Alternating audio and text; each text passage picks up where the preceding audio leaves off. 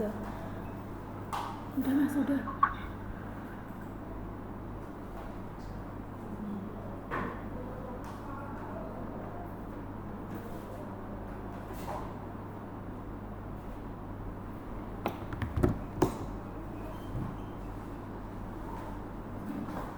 Ini gak ada suaranya kan mas?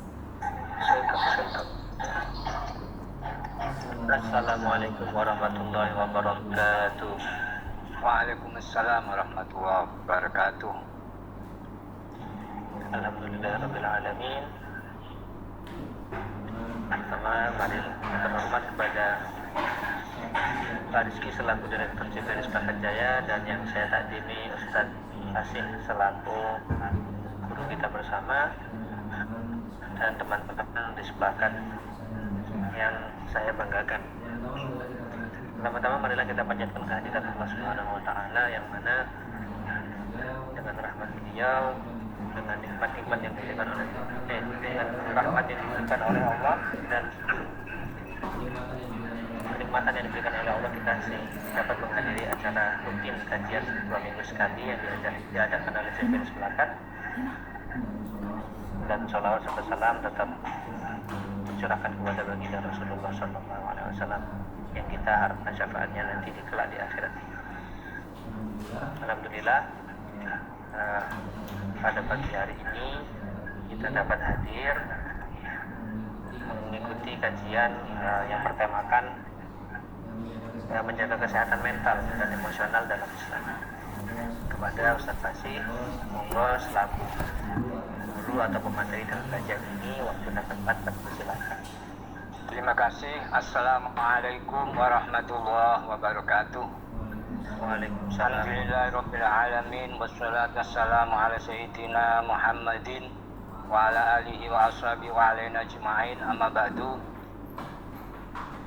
Para rekan-rekan dari Rizky Bakat Jaya dan siapapun yang bisa mengakses kajian ini, alhamdulillah pada pagi hari ini kita bisa berjumpa kembali dalam keadaan sehat ya.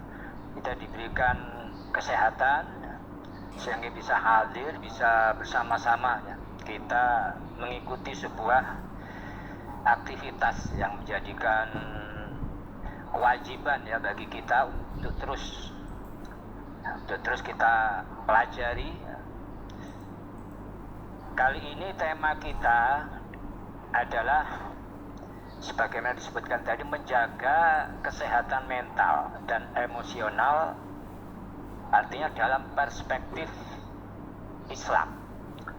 Rekan-rekan semuanya, mungkin apa yang akan saya sampaikan ini mungkin agak berbeda ya dengan yang dalam perspektif umum tentang kesehatan mental. Kenapa? Dikarenakan dalam perspektif Islam, kesehatan mental ini agak berbeda ya dengan yang mungkin biasa diketahui orang dalam level umum ya. Bahwa pertama yaitu yang kita bahas ini, saya barusan mengirim resumenya kepada Mas Khalilur Rahman ya dengan harapan bisa dibagikan pada teman-teman. Sebetulnya pembahasannya ini cukup panjang, tapi saya usahakan dalam waktu 1 jam ini bisa tuntas. Menjaga kesehatan mental dan emosional dalam perspektif Islam. Pertama kali pengertian mental dan emosi, bahwa mental ataupun emosi ya, di dalam tubuh kita ini adalah bagian daripada sisi batiniah kita, yang mana disebut juga dengan hati ataupun jiwa kita. Jadi kita itu diciptakan, dia itu dalam 2 unsur ya, yaitu dalam 2 dalam 2 unsur, yaitu unsur fisik ya, unsur zahir dan unsur batin. Jadi mental atau emosi ini adalah sumber ya, ataupun yang mengatur semua aktivitas kita ya, aktivitas jasad kita, fisik kita itu bersumber semuanya daripada hati dan jiwa kita. Kemudian hukum menjaga kesehatan mental dan emosional ini hukumnya apa? Kalau sebagaimana wajib kita ya menjaga kesehatan jasad kita ya, menjaga kesehatan tubuh, yaitu sebagai bentuk rasa syukur kita atas nikmat yang diberikan. Kita diberikan jasad yang sehat ya, tubuh yang sehat, maka harus wajib kita jaga. Tidak boleh kita menyakiti diri kita. Sebagaimana firman Allah, wala tulqu biaidikum ila tahluka, janganlah kalian menjatuhkan diri kalian dalam kerusakan, menyakiti diri dan sebagainya. Maka berlaku pula wajib bagi kita untuk menjaga kesehatan mental dan emosional ini. Bahkan lebih utama kita jaga. Kenapa? Karena mental dan emosional ini ya, bagian jiwa ya, sisi batiniah yang menentukan, yang sangat-sangat fundamental, yang punya implikasi sampai akhirat. Artinya apa? Kita itu akan menjadi orang yang selamat atau tidak, itu akan tergantung sekali pada seberapa jauh, seberapa baik, seberapa sehat mental dan emosi kita. Jadi kalau kesehatan tubuh kita, katakanlah tubuh kita kalau sakit, ada penyakit, bisa jadi ketika seseorang ini meninggal, sakit, tidak sembuh-sembuh, maka ketika meninggal, maka sudah penyakitnya akan hilang. Akan tetapi kalau yang sakit ini adalah hati kita, jiwa kita, ada hal-hal yang menyimpang ya dari kewajaran ya, maka implikasinya bisa sampai akhirat. Artinya walaupun orang tersebut sudah meninggal, maka ada pertanggungjawabannya ya,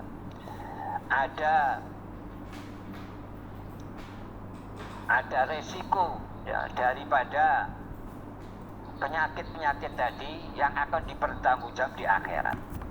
Jadi untuk menjaga kesehatan jiwa, menjaga kesehatan hati kita, itu bahkan lebih wajib ya. Karena apa? Karena sekali lagi, kalau manusia ini meninggal, maka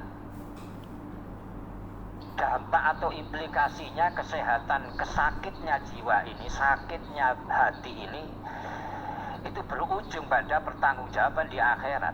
Tapi kalau sakitnya tubuh kita, ketika orang meninggal, ya maka otomatis penyakitnya juga ikut hilang. Tidak ada sampai pada implikasi di akhirat, sudah hilang penyakitnya. Tapi kalau penyakit yang namanya penyakit di dalam jiwa ataupun dalam hati kita, nah ini bisa ya, berdampak pada keselamatan diri kita di akhirat. Rekan-rekan semuanya,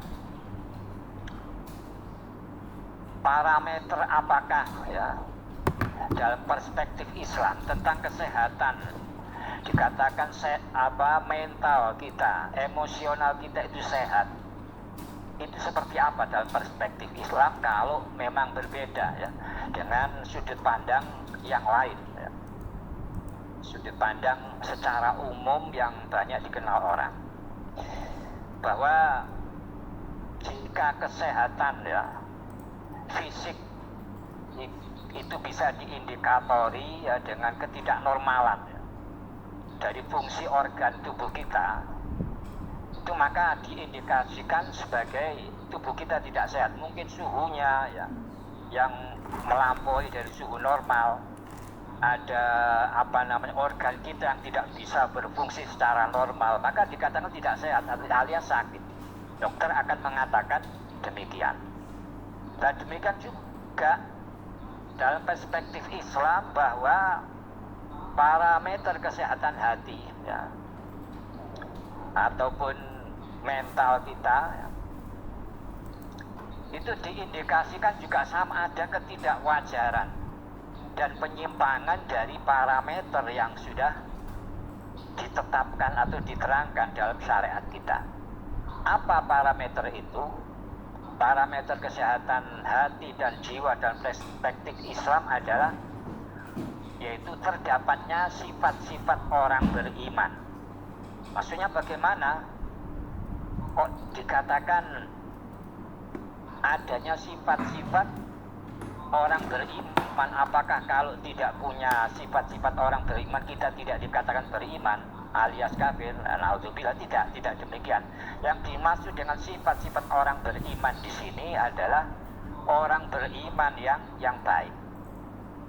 Sifat-sifat orang beriman atau dalam kurung orang beriman yang baik ini yang disebut juga dengan husnul khuluq ataupun budi pekerti yang baik, yang mana sebagaimana firman Allah, ini agak panjang ini, mungkin saya bacakan sebagian saja. Qala wa ta'ala qad aflahal mu'minuna alladzina hum fi sholatim khashi'un walladzina hum 'anil lahwi mu'ridun. A'udzubillahi minasyaitonir rajim.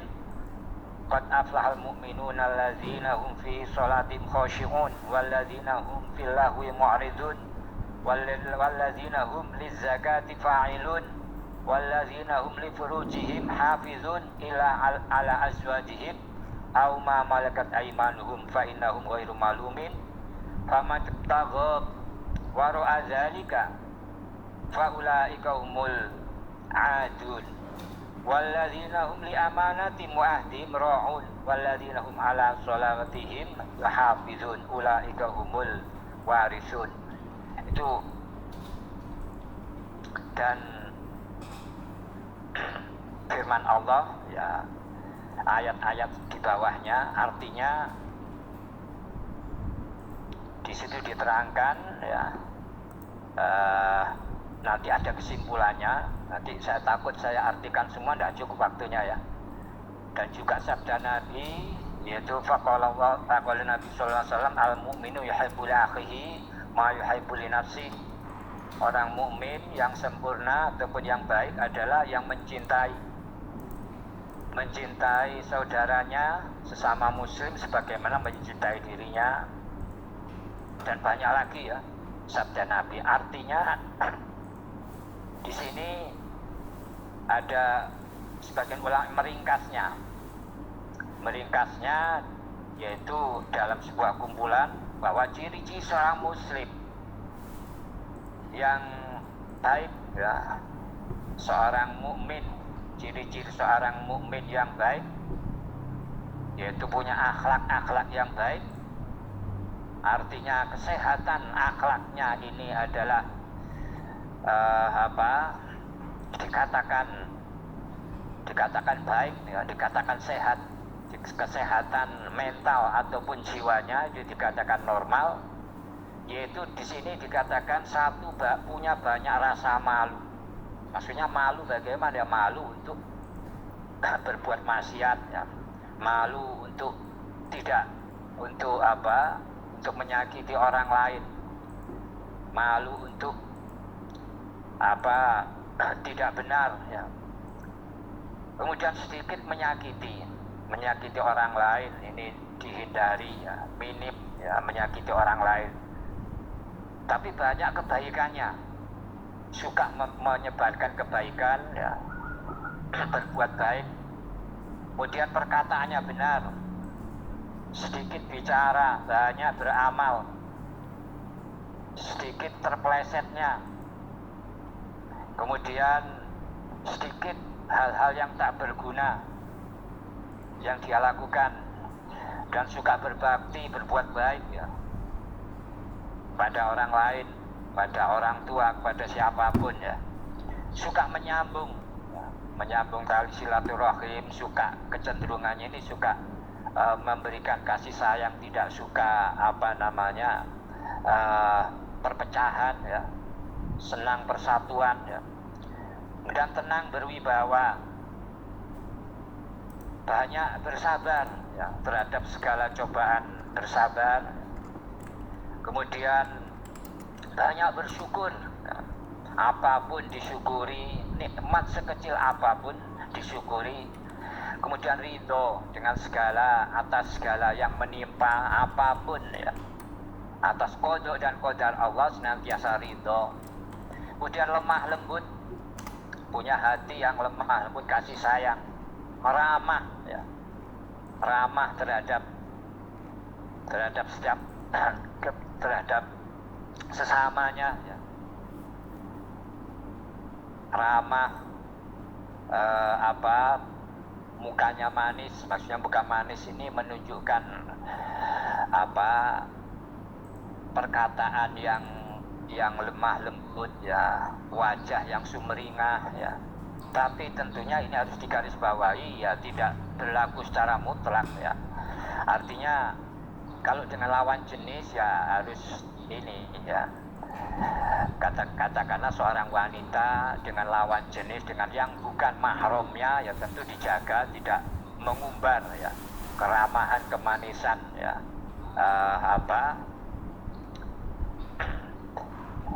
kelemah lembutannya tadi ya, karena akan mengundang fitnah ya. Jadi ciri-ciri dari seorang mukmin ya. Kemudian banyak menjaga diri dari maksiat, berusaha keras untuk tidak jatuh dalam kemaksiatan, suka berbelas kasih, tidak suka melaknat dan caci maki.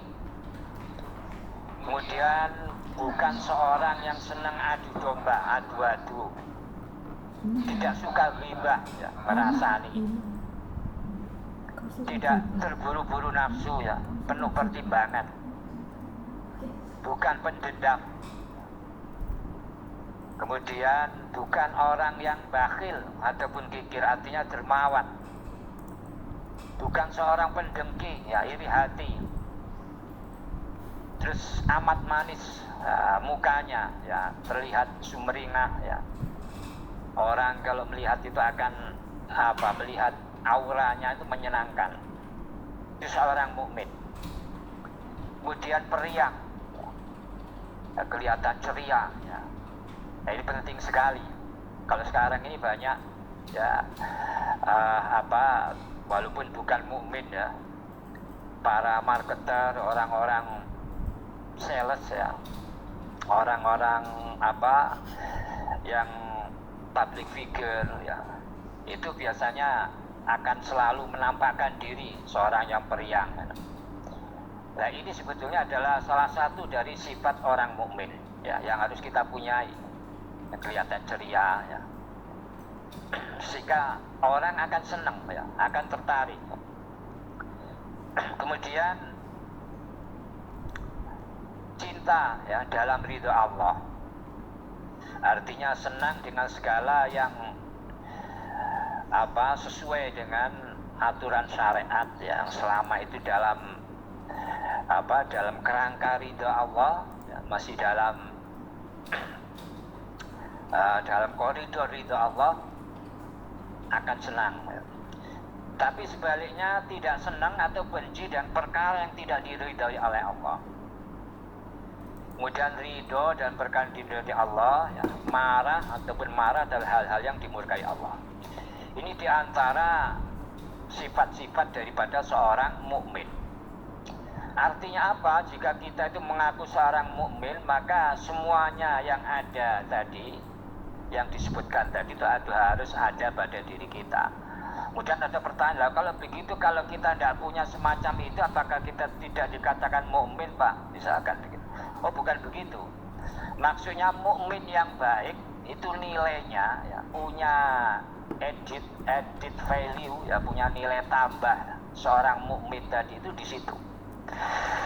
Artinya mukmin yang sebenarnya yang diharapkan dari seorang beriman itu ya seperti itu.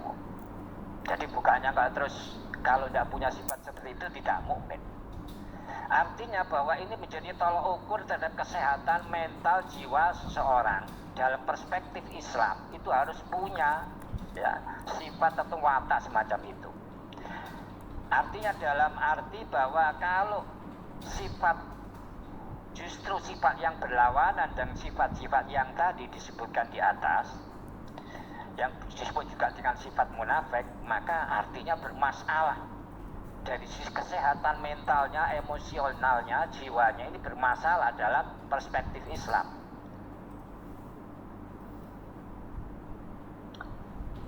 Yaitu sama halnya dengan tubuh kita ya. Tadi kalau ada indikator ketidakwajaran maka dikatakan tidak sehat. Kemudian watak asli, kita harus tahu watak asli daripada hati ataupun jiwa kita. Jadi sebagaimana firman Allah, wa ma khalaqtul jinna wal insa illa liya'buduni. Aku tidak akan menciptakan manusia dan jin kecuali aku rancang,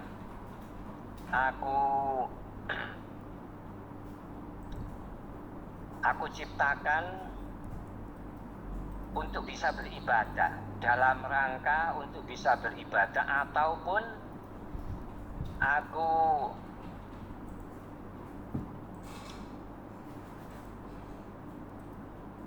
aku sesuaikan wataknya untuk bisa beribadah.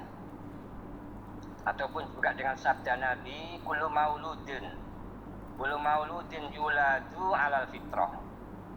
Wa fi riwayatin kullu mauludin yuladu ala hazil millah. Bahwa bayi yang dilahirkan itu dalam keadaan fitrah ataupun dalam keadaan masih murni dalam agama ini. Maksudnya apa? Bahwa agama Islam, sifat-sifat seorang mukmin tadi ini akan siap ya, akan diterima, siap akan diinstalkan pada ya jiwa seorang mukmin yang baru lahir. Jadi seorang manusia yang baru lahir dikatakan fitrah, artinya diciptakan, dikondisikan ya, agar bisa menerima ya sifat-sifat mukmin tadi, sifat-sifat akhlak-akhlak yang baik tadi ya, yang menjadikan tadi indikator kesehatan jiwa, kesehatan mental ya. Jadi keimanan watak daripada hati atau jiwa kita ini tadi adalah cenderung untuk senang ya, pada ibadah, kepada ilmu, hikmah, untuk cinta kepada Allah. Ini adalah kecenderungan murni daripada hati ataupun jiwa manusia. Oleh karena itu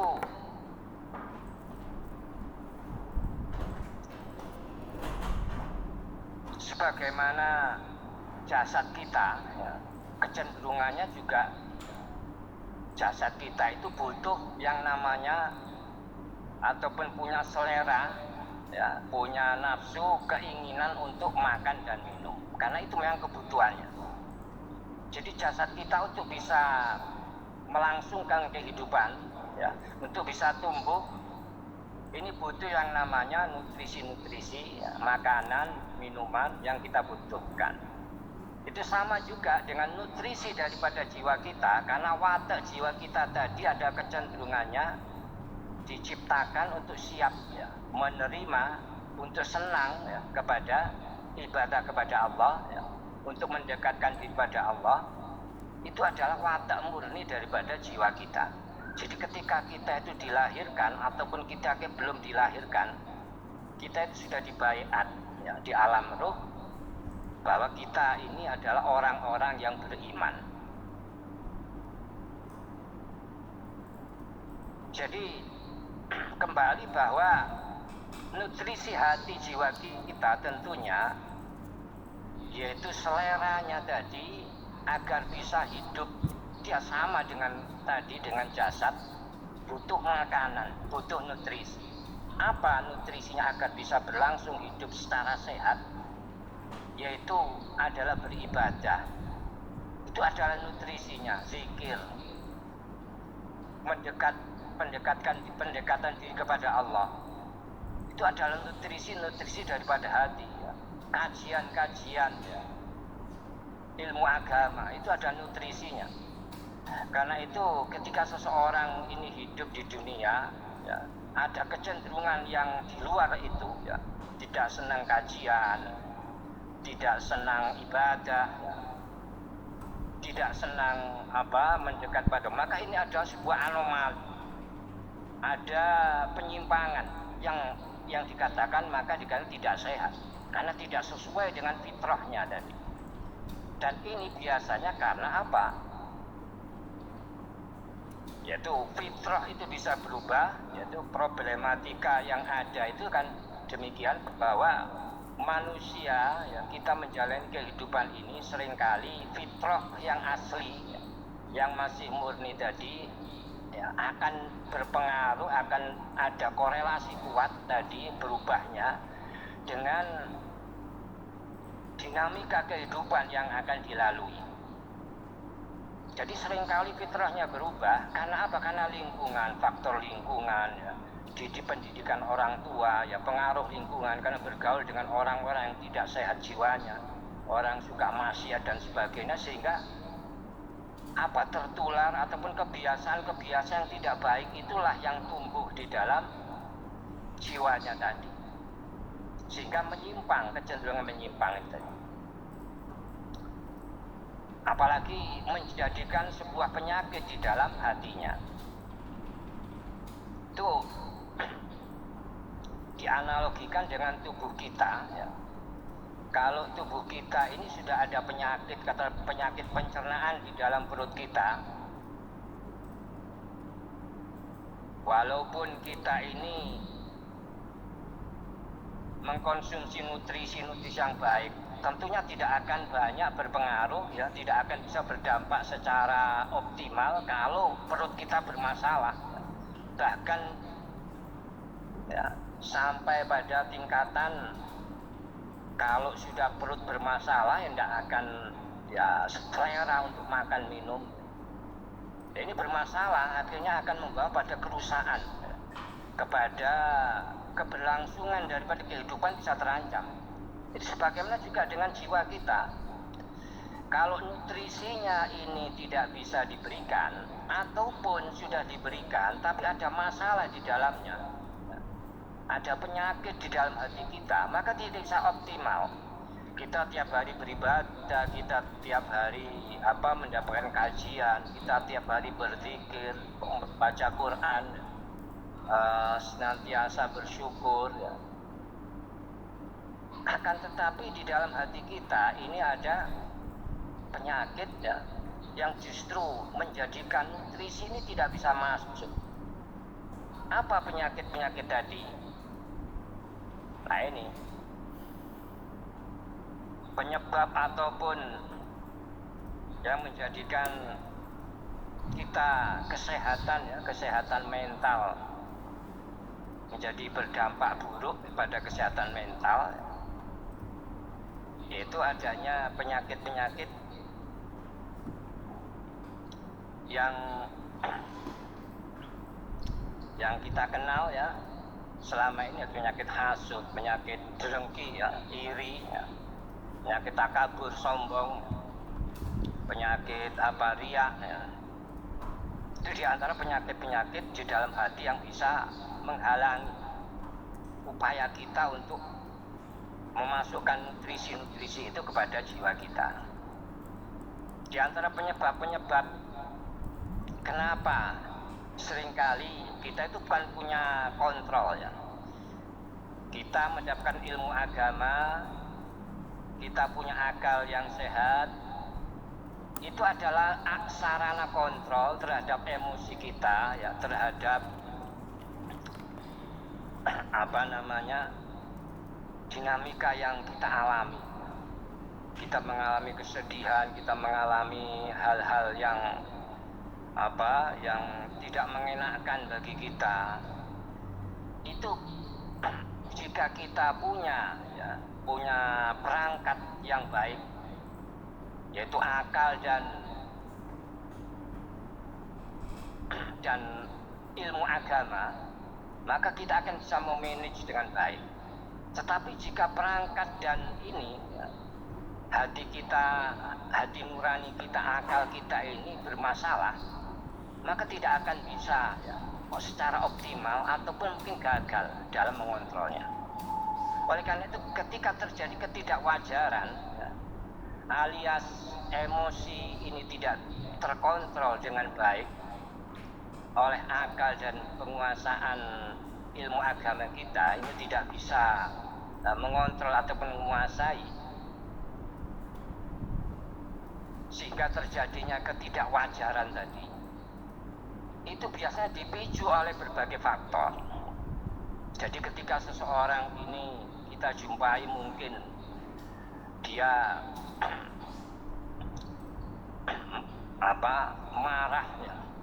marah sampai di luar kendali, sampai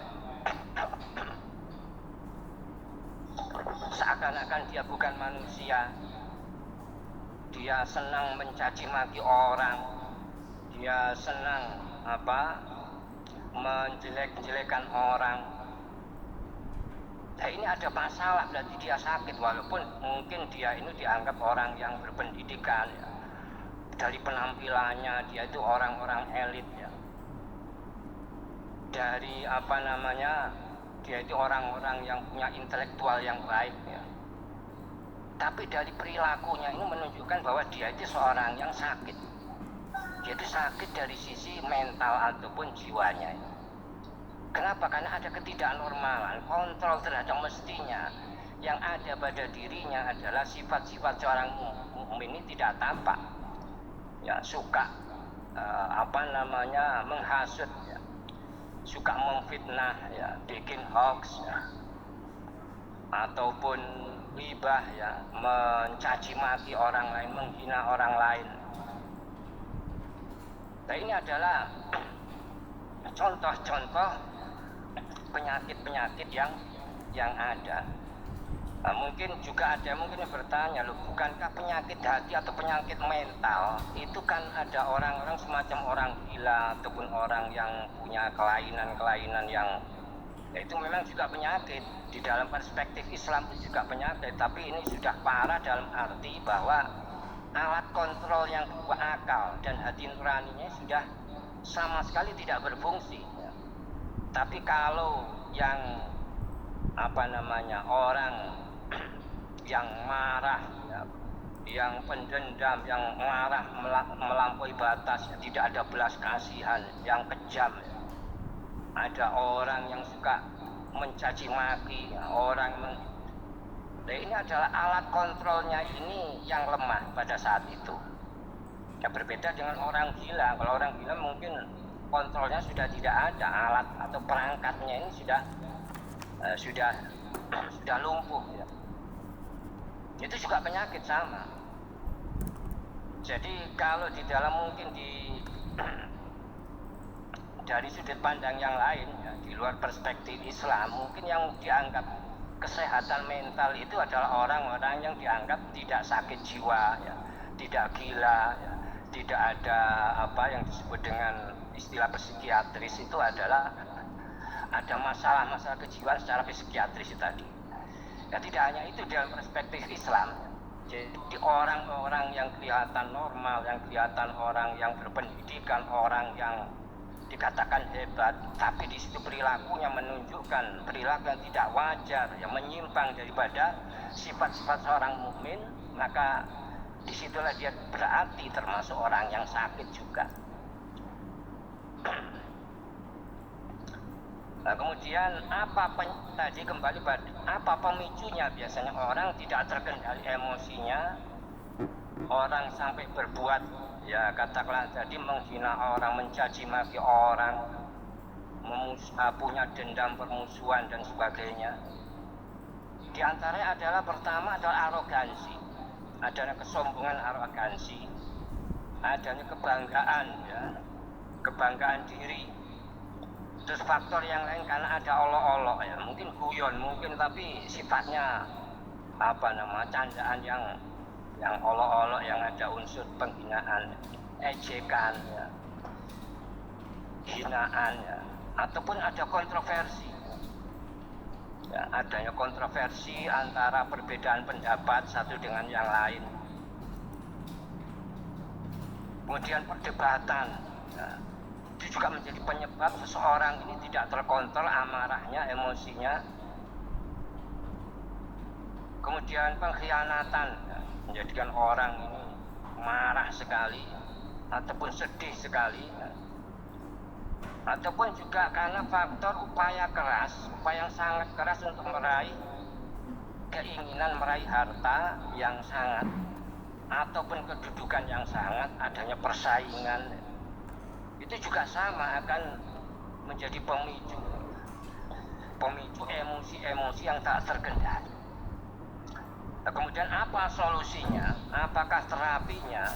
Kalau sudah demikian, maka pertama yaitu tadi bahwa ada penyakit hati ya, yang mana sumbernya ini ya dari itu tadi kan, arogansi dan sebagainya tadi yang jadi emosi yang berlebihan atau emosi yang ditahan itu juga akan menimbulkan sifat dengki kepada orang lain, sifat permusuhan, sifat dendam, iri hati. Itu adalah penyakit-penyakit yang kadang-kadang itu sudah akut di dalam hati. Maka solusi ataupun terapinya itu bagaimana? Ya tentu saja terapinya adalah sebagaimana tubuh kita jika sakit, dokter akan mendiagnosa penyakitnya apa, penyebabnya apa, maka akan dilakukan tindakan untuk pengobatannya. Ya, yang namanya pengobatan mungkin tidak enak, tidak ada obat yang tidak enak, pahit, harus merasakan, harus apa, di dalam proses pengobatan penyembuhan tadi ada taraan, ada hal-hal yang tidak boleh dikonsumsi ya, yang selama ini mungkin disenangi tidak boleh dikonsumsi ya. Mengurangi hal yang membawa kepada sakitnya lagi ya. Jadi dalam pengobatan pun kita harus menjalani tadi ya, banyak minum obat yang pahit ya. Banyak harus mematuhi instruksi dokter yang kadang-kadang sangat tidak kita senangi. Dan ini adalah upaya-upaya dalam tubuh kita, dalam secara ini, dalam level fisik itu seperti itu. Kemudian juga dokter akan menganjurkan kita mengkonsumsi makanan nutrisi yang baik, yang bergizi, akan menunjang untuk cepat sembuhnya. Itu juga berlaku sama bagi hati kita. Diagnosanya adalah kalau ditemukan hati kita itu ternyata kita itu sombong, kita itu ternyata memandang orang lain rendah ya, lebih rendah daripada kita lebih mulia daripada teman kita ya. Maka yang harus kita hilangkan ini tadi, sifat sombong tadi diganti dengan sifat tawadhu. Ya, itu mungkin pernah kita bahas ya, mungkin tidak kita bahas lagi ya. Jadi secara garis besarnya bahwa sifat-sifat itu harus kita hilangkan. Sifat iri, sifat dengki, sifat dendam harus kita hilangkan.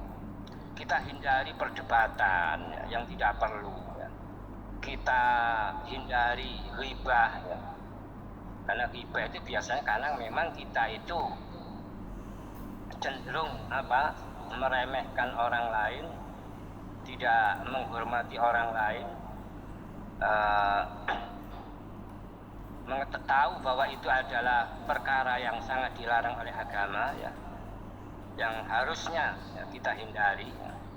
Demikian juga tadi penyebabnya tadi kita hindari. Ini demi agar kesehatan kita ini tadi bisa terjaga ya. Jika ada yang sakit tadi kita hilangkan lagi, kemudian kita isi dengan nutrisi hati kita. Ya dengan kajian kita rajin, mengikuti kajian kita rajin, sholat kita upayakan untuk khusyuk. Kalau bisa sholat malam, ya. Kemudian senantiasa zikir, ya, ingat pada Allah. Mungkin kalau yang tidak banyak-banyak, yang paling sederhana ya mungkin istighfar, kita banyak istighfar, kita banyak bersolawat, ya. Nah, ini sangat menunjang sekali kepada kesehatan mental kita, sangat berkorelasi terhadap imunitas daripada kesehatan mental kita, pada mental kita. Kenapa? Dikarenakan terus terang bahwasanya kita semua tahu bahwa kehidupan kita, dinamika dalam kehidupan kita itu kita mengalami banyak hal, ya, kesedihan, mengalami banyak tantangan-tantangan, hal-hal yang menjadikan kita ini sedih, kita ini marah dan sebagainya. Nah, itu semua dibutuhkan daya tahan, dibutuhkan imunitas, yang mana adalah berarti jiwa kita harus cukup nutrisinya untuk menghadapi itu. Sebagaimana kita menghadapi cuaca yang tidak menentu, yang tidak bisa menyebabkan kesehatan kita ini bermasalah, maka kita butuh nutrisi yang bisa menjadikan imunitas kita yang meningkat. Maka tidak bisa tidak dalam kehidupan yang kadang-kadang dirasakan keras, dirasakan ya banyak sekali cobaan, banyak sekali problema, maka tidak bisa tidak kita harus banyak mendekatkan diri pada Allah. Itu adalah nutrisi kita, bukan dengan yang lain. Justru yang seringkali kita saksikan banyak orang yang menyimpang, kan ada problema rumah tangga, ada kesedihan yang luar biasa sehingga larinya ke diskotik, larinya pada narkoba, minuman keras dan sebagainya. Itu tidak akan pernah menyelesaikan masalah, mungkin ya hanya sekejap itu saja lupanya. Setelah itu ya akan kembali, ya. Masalah itu tetap ada. Nah, ini justru akan semakin bermasalah, akan semakin menjauhkan daripada Allah. Jauh dari Allah, ya, akan semakin menambahkan dosa kita, akan semakin menjadi kita semakin bermasalah. Maka jalan satu-satunya menghadapi problema dalam kehidupan kita ini adalah dengan banyak mendekatkan kepada Allah, banyak berzikir, banyak bersolawat, sholat malam. Nah, itu harus kita jalani, harus kita perbanyak, ya. Ibadah-ibadah sunnah yang lain, puasa, karena puasa juga punya fungsi adalah bisa meredakan stres, ya. Kemudian baca Quran sambil diresapi, itu tidak bisa tidak, mutlak yang diperlukan adalah nutrisi jiwa, ya itu tadi, bukan yang lain. Saya sendiri itu juga ya kebetulan ini yang namanya masalah ya manusia juga banyak, sebagai kepala keluarga, sebagai banyak organisasi, ya, yang diamanahkan kepada saya, ya, tentu saja banyak sekali pikiran kadang-kadang, ya itu tadi non-stop selama seminggu bisa dikatakan memikirkan ya permasalahan banyak orang ini dalam seminggu non-stop, ya tidak ada libur. Artinya bahwa yang harus saya lakukan memperbanyak ibadah sudah, karena jalan satu-satunya memperbanyak kajian, karena dengan kajian tadi kita bisa punya daya imun, yaitu tadi bahwa kita ini harus banyak bersyukur, ya, mensyukuri apapun. Mungkin kesehatan kita bermasalah, kita syukuri, ya, walaupun kesehatannya ya katakanlah kita sering bermasalah, dan kita syukuri kita masih diberikan ya kesehatan yang walaupun ya kadarnya semacam, tetap kita syukuri. Kita mendapatkan rezeki yang tidak banyak, ya sedikit, kita syukuri. Sebab kalau tidak mensyukuri maka akan memperparah permasalahan kita. Dan kunci daripada syukur tadi, yaitu Allah akan menambah nikmat bagi siapapun yang mau bersyukur. Kesehatan yang sedikit, yang mungkin menurun, ataupun mungkin rezeki yang sedikit, jika disyukuri maka Allah akan nambah. Itu kuncinya kalau ingin ingin tambah rezekinya, ingin tambah kesehatan, ingin tambah kebahagiaan, disyukuri. Kemudian itu husnudzon. Senantiasa husnudzon terhadap apapun yang kita alami yang sangat menyakitkan pun, husnudzon bahwa Allah memberikan cobaan pada kita itu mesti ada hal yang terbaik, itu adalah yang terbaik bagi kita, ada pilihan Allah yang terbaik bagi kita. Allah akan mesti memberi solusinya. Sebab dengan husnudzon tadi sebagaimana Allah berfirman di dalam hadis qudsi, ala bidzoni abdi, aku ini atas ya dugaan, atas sangkaan hambaku padaku. Kalau hambaku menyangka aku, menganggap aku ini baik, apa yang aku berikan padanya kebaikan maka akan menjadi baik. Tapi sebaliknya, ketika diberi cobaan kemudian menganggap bahwa Allah ini jahat, ya Allah ini, tidak adil dan sebagainya, kadang-kadang begitu. Ada keluh kesah yang menunjukkan bahwa dia tidak ridho, tidak senang terhadap ya, istilahnya protes, menggerutu dan sebagainya, menganggap bahwa ini sebuah ya ketidakbaikan dari Allah. Yang terjadi tidak baik betul ya. Oleh karena kita apapun yang terjadi, hal yang sangat menyakitkan sekalipun, tetap kita husnudzon sambil berdoa kepada Allah agar diberikan solusi. Jadi husnudzon bahwasanya ini adalah kebaikan. Kenapa? Karena dengan kita mengalami ya, kesedihan, mengalami rasa sakit dan sebagainya, pertama Allah akan mengampuni dosa-dosa kita ya, dan juga akan mengangkat derajat kita kalau kita mau ridho ya, kalau kita berhusnudzon. Tapi sebaliknya, jika kita sikapi dengan tidak menerima, kita protes, kita marah ya, yang terjadi adalah justru akan semakin parah ya. Tidak akan mendapatkan apa-apa kecuali tambah dosa ya, tambah jauh dari Allah. Ya, ini adalah termasuk hal-hal yang bisa akan menjadikan imun kita terhadap ya stres, terhadap permasalahan-permasalahan yang timbul di dalam kehidupan kita. Rekan-rekan semuanya, mungkin ada beberapa tips ya, tips atau trik yang kadang-kadang yang namanya manusia ya, kadang-kadang kita sudah melakukan upaya-upaya pendekatan diri, zikir dan sebagainya, tapi kadang-kadang masih sulit ya. Ada beberapa orang itu yang pernah datang kepada saya itu, sholat pun tidak bisa khusyuk. Bagaimana saya ini bisa memecahkan, menghilangkan stres saya, permasalahan saya tidak bisa tenang, sholat pun tidak khusyuk. Nah, kadang-kadang mungkin faktor karena ketidakbiasaan ibadah ya, zikir dan sebagainya. Maka perlu sekali ada yang perlu diketahui bahwa kadang-kadang ada memang ada permasalahan trauma ya, masa lalu kadang-kadang menjadikan kita ini menjadikan trauma masa lalu ini menjadi kerak di dalam hati kita, sehingga timbul yang namanya ada orang kalau bersedih-sedih sekali ya, kadang-kadang sampai setengah-setengah agak lupa ingatan. Dan ini berbahaya ya. Maka di samping berzikir tetap kita lakukan zikir ini.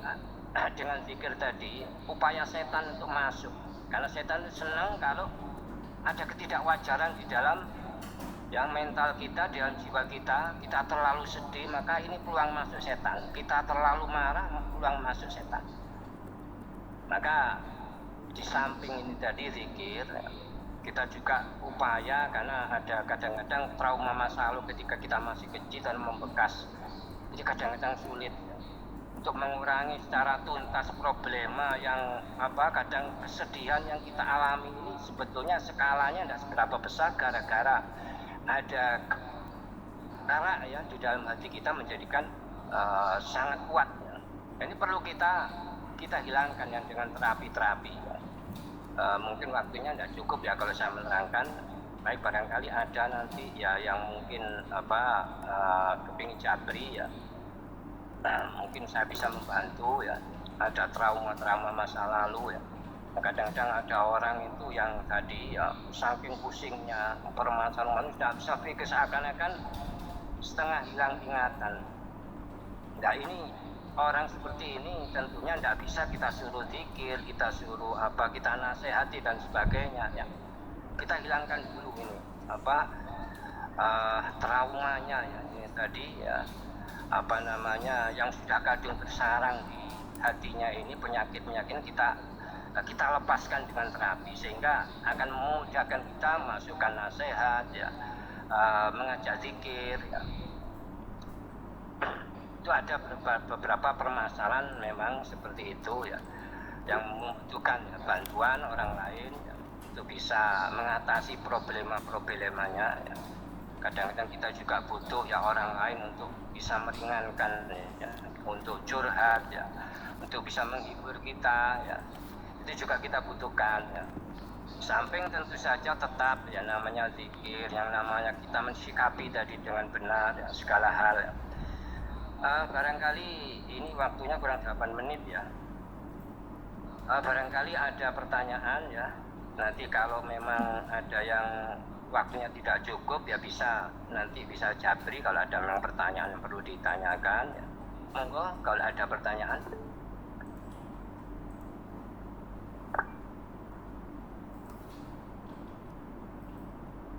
Assalamualaikum Ustaz. Perkenalkan, nama saya Nani. Saya izin bertanya, bagaimana konsep sabar dan ridho dalam Islam? Rekan-rekan, jika ada pertanyaan.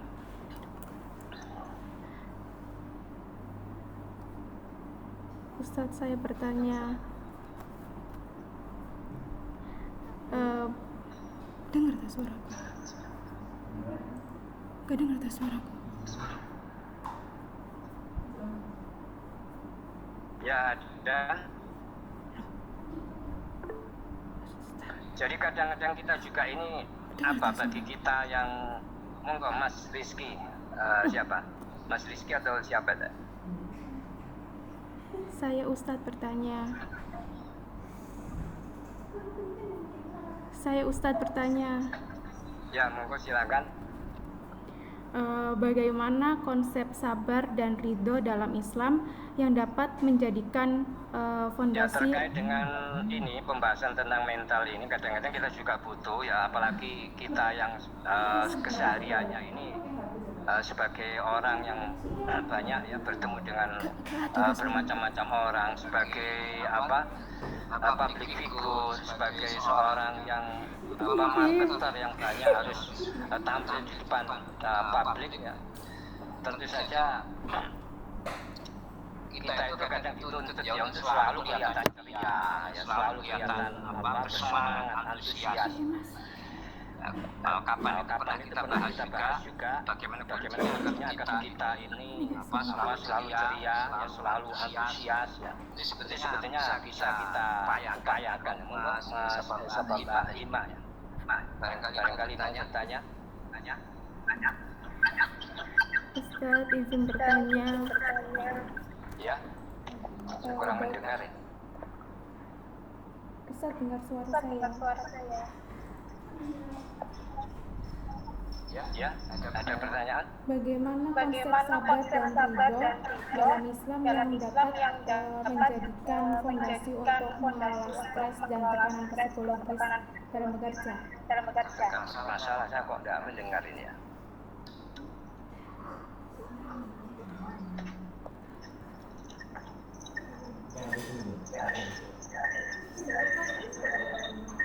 Atau mungkin juga ada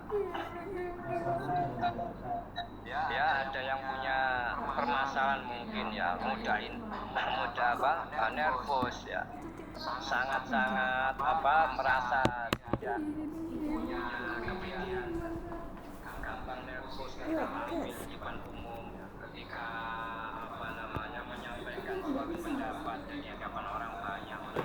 Aku kok Bagaimana agar kita ini coba bisa tampil maksimal ya, kita punya added value ya, punya nilai tambah. Coba kamu ngalih ke situ, Pak. Karyawan sebagai apapun.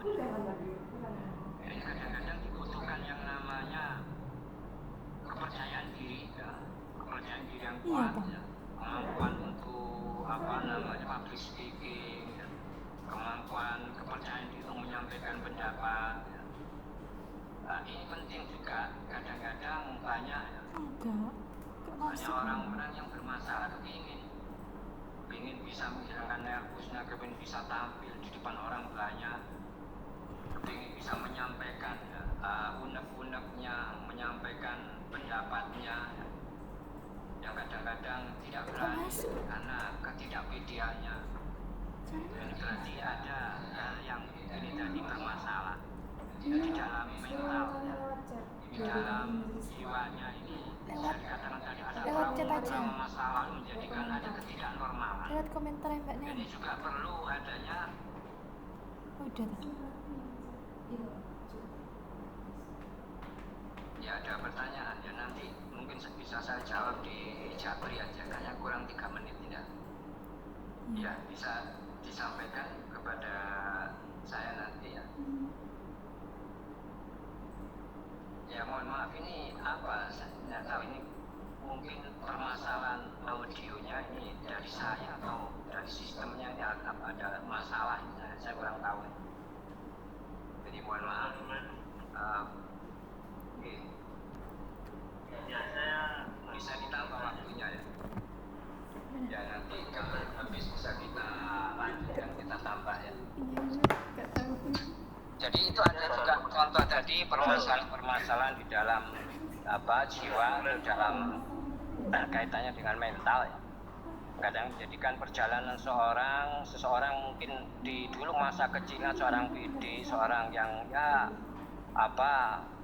bukan seorang pemalu, bukan seorang introvert, bukan seorang yang suka nervous, tiba-tiba di masa dewasa ini kok berubah ya, kok menjadi nervosan ya. Nah, ini adalah masalah yang sebetulnya ada peluang, masih dimungkinkan untuk dihilangkan insya Allah ya. Jadi mungkin kalau memang ada ini mungkin saya bisa membantu ya, ada teman-teman yang ingin meningkatkan tadi edit value-nya, punya kepercayaan diri, punya punya kemampuan ya, bisa secara percaya diri ya, punya kepedean untuk bisa tampil ya di bicara di depan umum ya. Ini mungkin bisa kita lanjutkan ya Mas Wali.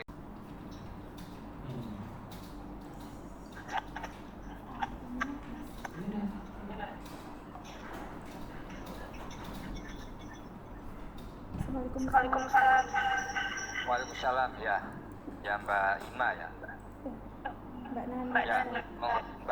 Nani. ya Mbak Neni ya monggo ya. Pertanyaannya Bagaimana konsep sabar dan ridho dalam Islam yang dapat menjadikan fondasi untuk mengelola stres dan tekanan psikologi saat bekerja? Ya, jadi yang namanya sabar ya, sabar, ridho, pertama pengertian daripada sabar. Istilah sabar itu adalah, makna dari sabar itu adalah tarkul jaza wa syakwa, yaitu meninggalkan dalam bahasa Jawanya ngersulo, meninggalkan ngersulo dan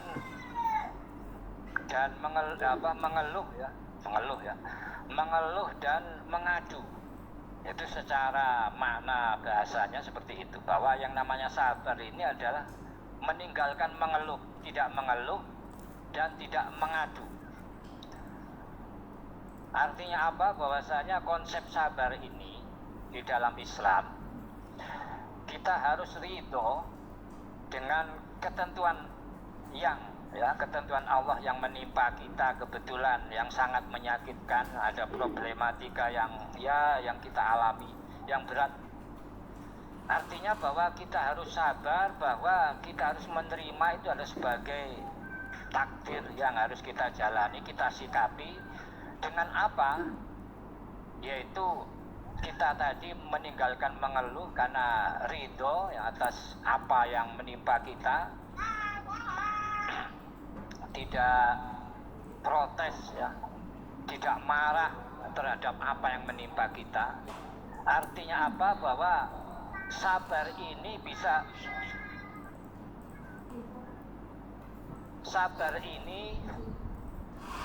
terjadi jika kita punya, pertama adalah kita punya husnudzon. Harus kita sikapi, kita harus punya husnudzon, yaitu bahwasanya apa yang menimpa kita ini adalah ketentuan Allah. Jadi segala sesuatu yang menimpa kita atas izin Allah. Dan harus kita yakini, kita husnudzoni bahwa Allah memberikan kita peristiwa yang tidak mengenakan, yang menyakitkan tersebut adalah bentuk daripada kebaikan ya dari Allah. Harus kita yakin sebagai kebaikan, karena tadi ana bizoni abdibi, aku ini atas prasangka hambaku padaku. Jika aku dianggap baik maka baik, jika apa yang aku berikan ini adalah kebaikan maka akan menjadi baik. Artinya apa? Bahwasanya problema yang kita alami ya, yang menjadikan kita sedih ya, sangat sedih ya, jika kita sikapi dengan husnudzon bahwa ini adalah kebaikan yang dipilihkan Allah pada kita, jika kita husnudzon maka akan jadi baik. Pertama, bahwa segala sesuatu yang tidak mengenakan, yang tidak kita suka, yang menyakitkan, semuanya itu ada, pertama mesti oleh Allah diberi kompensasi jika kita mau bersabar ya, kita menerima ya, kita tidak marah, kita tidak protes. Artinya bahwasanya Allah sudah akan mengampuni dosa-dosa kita dan akan mengangkat derajat kita, akan mengganti dengan sesuatu yang lebih baik jika kita menerima. Dan ini adalah hal yang terbaik bagi kita yang Allah berikan. Artinya bahwasanya tadi kita dengan husnudzon maka Allah akan memberikan kebaikan, akan memberikan solusinya. Kita harus yakin bahwa Allah akan memberikan solusi. Nah, ini adalah konsep sabar di dalam Islam. Dan ini adalah ujian, sekali lagi sebagaimana firman Allah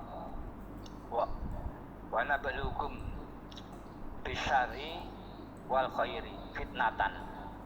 Allah akan menguji kita tadi dengan kesengsaraan maupun kebaikan. Itu ada sebagai ujian bagi kita. Apakah kita bisa lolos? Sebab dengan jika kita bisa lulus ujian tadi, maka Allah akan pertama akan memberikan ganjaran kepada kita, akan mengampuni dosa kita, akan memberikan yang lebih baik, memberikan solusi yang lebih baik. Nah, ini adalah konsep kesabaran di dalam Islam. Jadi sabar dengan apa tadi ya? Sabar dengan ridho ya. Ya hampir sama ya. Jadi ridho berarti kita menerima tadi ya, segala apa yang menimpa kita, kita tidak ngersulo, tidak mengeluh, ya, tidak protes. Ya. Karena semua itu ada kebaikan bagi kita. Kita harus meyakini apapun yang Allah berikan kepada kita itu adalah pilihan terbaik bagi kita ya. Monggo Mas Rizky, barangkali ada pertanyaan. Ya, saya spesifikkan yang dimaksud Mbak Nati tadi itu dalam konteks pekerjaan. Jadi sabar dan ridho dalam konteks pekerjaan, dalam tekanan-tekanan yang ada dalam pekerjaan. Bagaimana? Ya dalam sisi apapun ya dalam kehidupan kita, dimanapun ya, dalam pekerjaan, dalam situasi tekanan apapun, itu semua adalah faktor-faktor menjadi kita susah, kita sedih, ya, kita stres dan sebagainya. Maka harus kita sikapi dengan sabar tadi, bahwa itu semua adalah ujian dari Allah. Apapun yang menimpa kita tidak lepas daripada irodahnya Allah. Harus kita terima, kita sikapi dengan benar, tidak dengan katakanlah kita sikapi dengan kita marah-marah ya dengan situasi itu, kita jadi apa namanya bete ya dengan kondisi itu, dengan sesama teman menjadikan ada kerenggangan gara-gara ini. Nah, tentu saja upaya untuk sabar tadi itu tidak bisa tidak harus ada ini apa namanya pengkondisian yang sudah biasa kita lakukan, yaitu dengan banyak berzikir ya, kita bersolawat ya, istighfar ya, kita kondisikan diri kita, membiasakan diri dengan sholat khusyuk, dengan sholat malam. Itu semua akan menjadikan kekuatan imun kita ya, menghadapi stres, menghadapi tekanan dan sebagainya akan semakin kuat. Nah, ini adalah salah satu pengkondisian ataupun tindakan yang untuk menghadapi berbagai dinamika dalam kehidupan kita ya. Apalagi di zaman sekarang yang mungkin ya semakin lama semakin banyak problem yang harus kita hadapi ya. Tidak bisa tidak, sekali lagi solusinya ya, nutrisi jiwa kita, hati kita harus kita perbanyak ya. Ibadah, pendekatan diri pada Allah, berzikir dan sebagainya tadi. Ya, saya kira itu. Okay.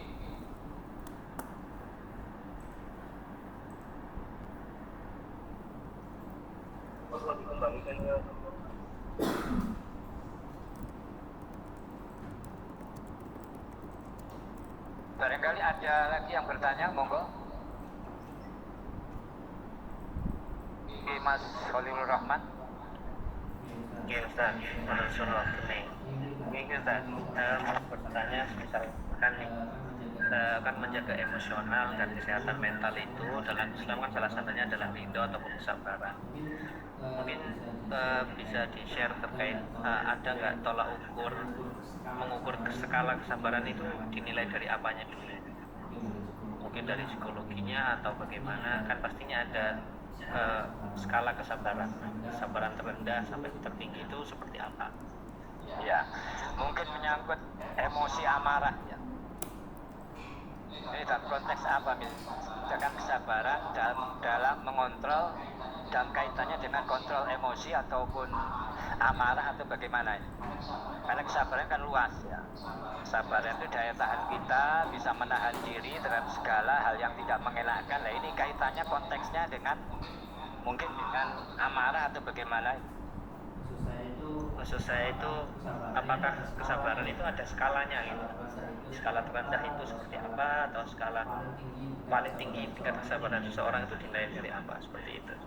Oh gitu, ya. Jadi memang pada dasarnya kesabaran itu pun ya bertingkat-tingkat ya. Jadi mungkin kesabaran kita ya dan kesabaran para wali-wali Allah itu memang berbeda ya. Jadi mungkin kita ini diuji oleh Allah yang tentu saja juga dengan kadar kita ya. Seberapa jauh derajat kita ya. Tentu saja Allah akan mengujinya tadi itu sesuai dengan kemampuan. Maksudnya kemampuan kita menghadapinya, kita sabar itu sampai di mana, biasanya Allah akan memberikan kadar cobaannya tadi sesuai dengan kemampuan kesabaran kita. Dan itu juga dipengaruhi oleh kondisi batiniah kita, kondisi ibadah kita, kondisi bagaimana kita ini mengkondisikan tiap hari seperti apa. Apakah kita orang yang rajin beribadah, rajin sholat malam, sholatnya khusyuk dan sebagainya. Itu akan beda dengan orang yang kesabarannya dengan orang yang yang tidak biasa demikian. Karena imunnya tentu beda, tingkat imunitasnya berbeda, daya tahan imunitasnya berbeda karena menyangkut kesabaran tadi ya, kekuatan sabarnya tadi itu akan berbeda. Bisa jadi seseorang ketika satu ketika ada permasalahan yang bisa dikatakan ini berat bagi dirinya, tapi mungkin bagi orang lain ini tarafnya tidak begitu berat. Artinya bahwasanya kesabaran ya menghadapi situasi tadi dengan kesabaran orang lain ini akan beda. Jadi ada orang yang mungkin permasalahannya ini dianggap besar sekali tapi kok kuat.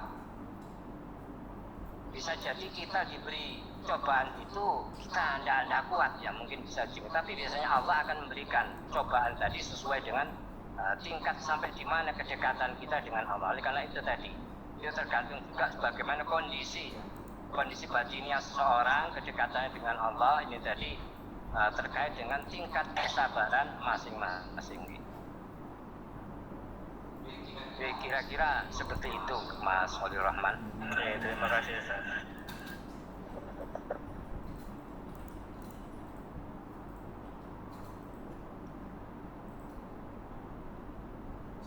Sepertinya tidak ada yang bertanya lagi Ustaz. Monggo ditutup dengan doa dan kesimpulan. Iya, jadi kesimpulannya mari kita untuk menjaga kesehatan rohani kita, kesehatan mental dan emosional kita. Kita perbanyak ya pendekatan kepada Allah, kita perbanyak, kita rajin kajian-kajian, karena dengan kajian tadi kita bisa menghadapi segala keadaan tadi, kita punya cara, kita punya ilmunya, dan juga kondisi batinnya kita jika kita lakukan dengan ibadah maka memperkuat imunitas kita, kesabaran kita akan menjadikan kita ini semakin kuat ya. Kesehatan mental kita akan terjaga. Jadi sekali lagi zikir ya, sholawat, istighfar, yang paling mudah ini sholawat dan istighfar ini kita langgengkan tiap hari karena mungkin semakin zaman semakin ini ya, semakin berjalannya waktu tentu semakin banyak ya problem-problem yang akan kita hadapi, maka kita harus siap. Maksudnya siap tadi kita harus terus nutrisi hati kita ini kita cukupi dengan secara layak, secara cukup. Mudah-mudahan ya kita semua diberikan kekuatan untuk menghadapi segala permasalahan ya. Kita menjadi orang yang diberikan kesabaran, orang yang ridho, orang yang bisa husnudzon, agar termasuk orang-orang yang akan diangkat derajatnya oleh Allah, akan digampangkan segala urusannya oleh Allah, diberikan solusi-solusi yang terbaik bagi kita semua. Amin ya rabbal alamin. Mari kita berdoa bersama-sama. Sebelumnya barangkali ada kekurangan dari saya, dari apa yang disampaikan mungkin ada yang masih kurang puas. Saya sangat berterima kasih kalau ada yang menyampaikan, yang bisa japri ya. Saya sangat senang. Mari kita berdoa. Bismillahirrahmanirrahim. Alhamdulillahirabbil alamin wassalatu wassalamu ala sayyidina Muhammadin wa ala alihi wa ashabihi wa alihi ajma'in. Amma ba'du. Allahumma ya dzal fadil azim wa ya dzal karamil amim wa tawaddal alaina wa akrimna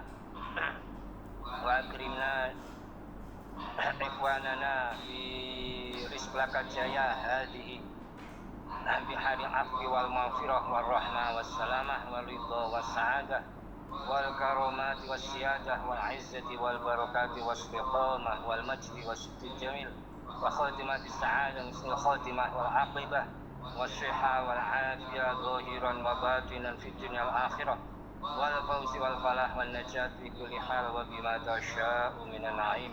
Allahumma ya Allah anta dzul fadil azim wa anta dzul karamil hamim wa tawaddal alaina wa akrimna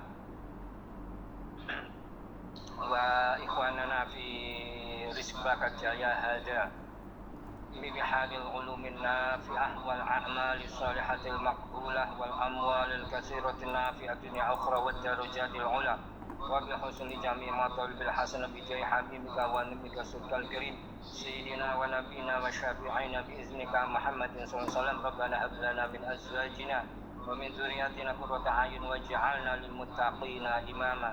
Rabbana zalamna anfusana wa illam taghfir lana wa tarhamna lanakunanna minal khasirin. Rabbana atina fid dunya hasanah wa fil akhirati hasanah wa qina adzabannar. Wa sallallahu ala sayyidina Muhammadin wa ala alihi wasallam. Subhana rabbika rabbil izzati amma yasifun wa salamun alal mursalin walhamdulillahi rabbil alamin. Haqqa sirril Fatihah.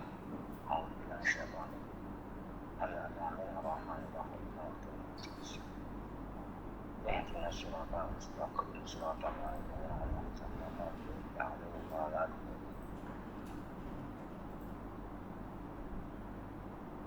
Dari saya sekian. Wassalamualaikum warahmatullahi wabarakatuh. Waalaikumsalam warahmatullahi wabarakatuh.